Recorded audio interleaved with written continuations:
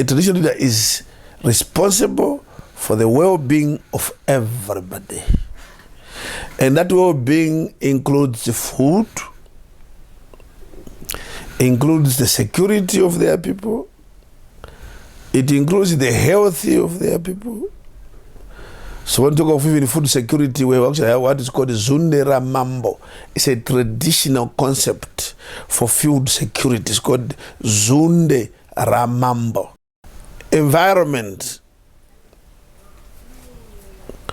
Ensuring that we protect or conserve the environment, that has been the traditional leader's role. That there is peace and order, it has been the role of a traditional leader. We are basically in charge of everything, anything you can think of in the community, anything that goes well or good or bad. The demand on us is overwhelming. That's why even during the constitution making process, when people were asked about chiefs, they were like wanted to give him even as more and more powers and more roles. That's why this constitution is now heavy on issues of traditional leaders. People themselves expressed their opinion and they said, please, let's give them more and more. At the time when you think people say, let's give them less and less, because one go into democracy, whatever, these are theories which people don't even trust and respect in this part of the world.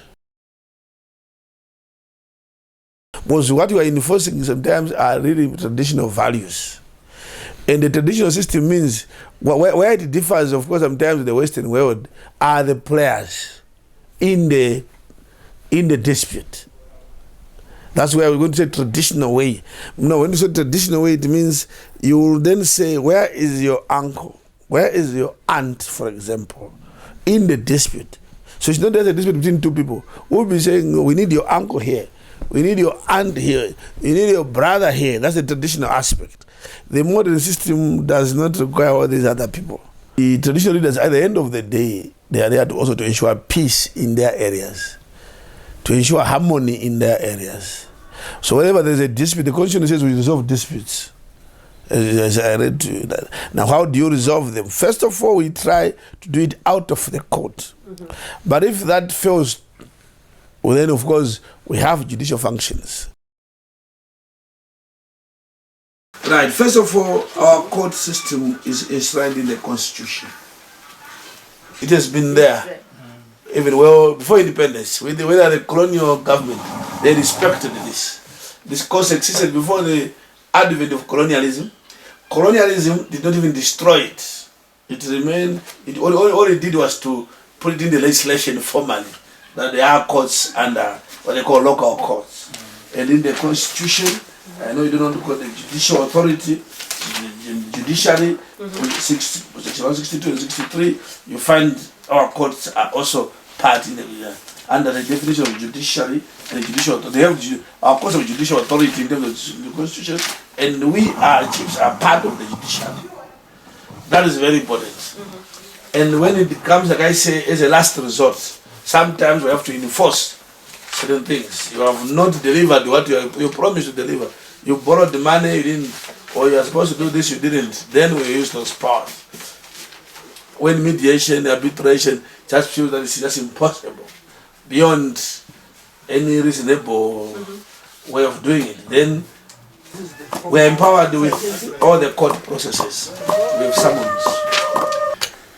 Those usually are witnesses and are family members. And the beauty of it, which I didn't mention there, is that in this court, it is democratic court. That's a very big difference. This is a democratic court in the sense that if you were on a Sunday and we proceeded with hearing a case, boundary dispute, you would actually follow yourself, and then you even say, can I assist the court? So everyone is allowed. They can raise their hand. So it's open, there is no corruption here. So anyone who comes from anywhere, you can sit here, so that people just come to hear a case. And at some point, if you think, myself or the assessors, they are missing some angle, you can come in and seek clarification and say, I think this question, can he answer this question or can she answer this question? Until we get, so you don't get that in the other course. You don't allow it to interfere. Yes, right. But in this case, it's open. It's open to everybody as it is. Yes. And the student will be sitting in the main proper court, not sitting on the ground like this. Below a chief, there's what's called a headman. So the first court in this country is called a primary court. That's the level below a chief. Then you can appeal to the chief. The chief's court is called a community court. And then you can appeal from the chief's court. So it's primary, community, magistrate, high court, supreme court. There is the lowest level, which does not have judicial functions, by the way. We have three main levels. The lowest level does not have perform any judicial functions, but they are the first port of call when the problem arises in the village. There's a small village where you have families about 10, 12, 15, or sometimes up to 70. So the village head usually handles these matters on the first instance. And they usually face them upwards depending on the complexity. So all those may not need judicial, may not court processes knowledge. What they need is arbitration, negotiation, mediate. They do mediate, but those are so many. But now looking at the paucity of resources, I can't even go to that number because that is more than 70,000, 80,000 of them in the country. At that lowest level, yes. But of course, when the top level is well trained, it can also cascade downwards, train its own subordinates is possible. In fact, the traditional system is more known for using methods outside the court. Now, when you sit, whether in a traditional way or whatever other way, to resolve a dispute, whether traditional, the skills, there are other skills which are generic to anyone, whether you are in Switzerland or you are in Mozambique or in Zimbabwe.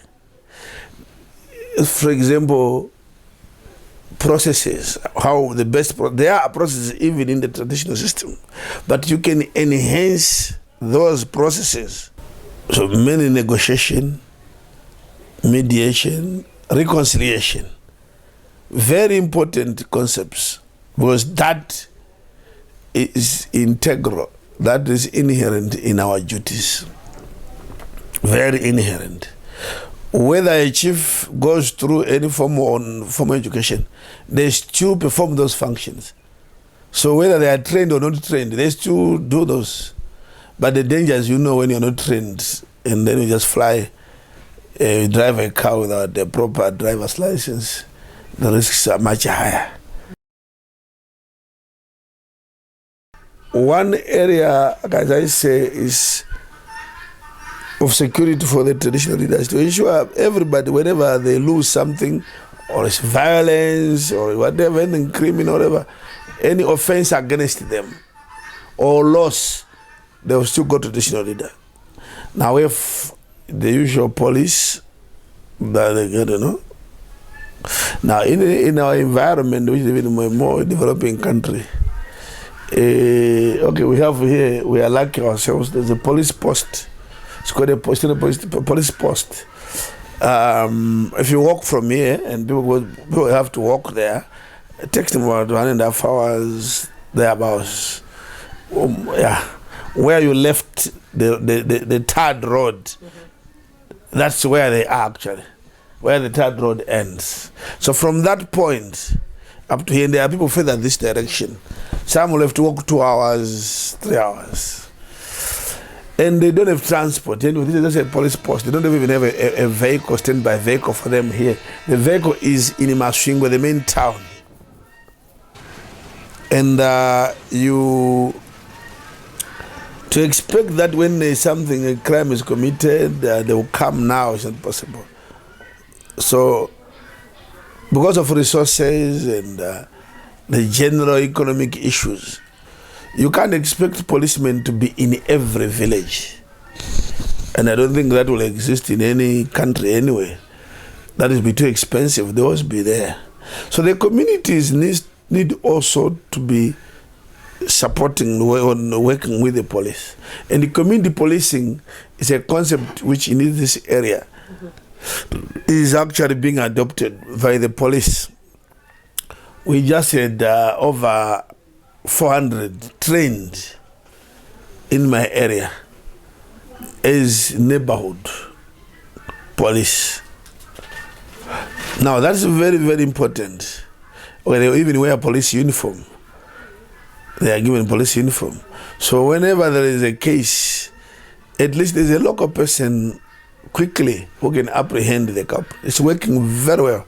And the police, that you have no time, you would actually, out of arrange that you see them, they will tell you that since that program started about a year ago, the crime figures or cases reported they have gone down significantly.